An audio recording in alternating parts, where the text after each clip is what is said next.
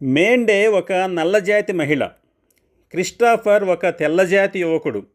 వీరిద్దరి సమాధులు ఒకదానినొకటి కలసి ఉన్నాయి. మేండే భక్తి కలిగిన క్రైస్తవ విశ్వాసి.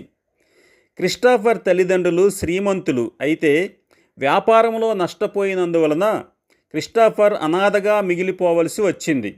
అలాంటి పరిస్థితుల్లో క్రిస్టాఫర్ను పెంచటానికి ఎవరూ ముందుకు రాకపోయినా మేండే ముందుకు వచ్చి క్రిస్టాఫర్ బాధ్యతలను సంపూర్ణంగా వహించింది. ప్రతిరోజు తెల్లవారినప్పుడు మేండే పైగదిలో నిద్రిస్తున్న క్రిస్టాఫర్ను, నాయనా క్రిస్టాఫర్, దేవుని ఉదయమైంది, నిద్రలే అంటూ క్రిస్టాఫర్ను నిద్రలేపటం ఆమెకు పరిపాటి. క్రిస్టాఫర్ పెద్దవాడయ్యాడు. యూనివర్సిటీలో విద్యాభ్యాసం చేస్తున్నాడు. సెలవులకు ఇంటికి వచ్చినప్పుడు కూడా ప్రతిరోజు తెల్లవారినప్పుడు ఎప్పటిలాగానే, నాయనా క్రిస్టాఫర్, దేవుని ఉదయమైంది, నిద్రలే అంటూ నిద్రలేపేది.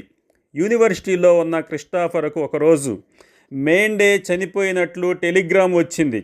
బోరున ఏడ్చి తనను ఎంతో ప్రేమతో లాలించి మాతృప్రేమను పంచిన మేండేని సమాధి చేయటానికి వెళ్ళాడు క్రిస్టాఫర్. సమాధి కార్యక్రమం పూర్తి అయిన తర్వాత మేండే బంధువులను ఈ రీతిగా అభ్యర్థించాడు క్రిస్టాఫర్. తల్లిని మించిన ప్రేమతో నన్ను పెంచి నాలో క్రైస్తవ విశ్వాసాన్ని పెంపొందింపజేసిన మా తల్లి మేండే సమాధి ప్రక్కన నేను చనిపోయినప్పుడు నాకును సమాధి చేయండి.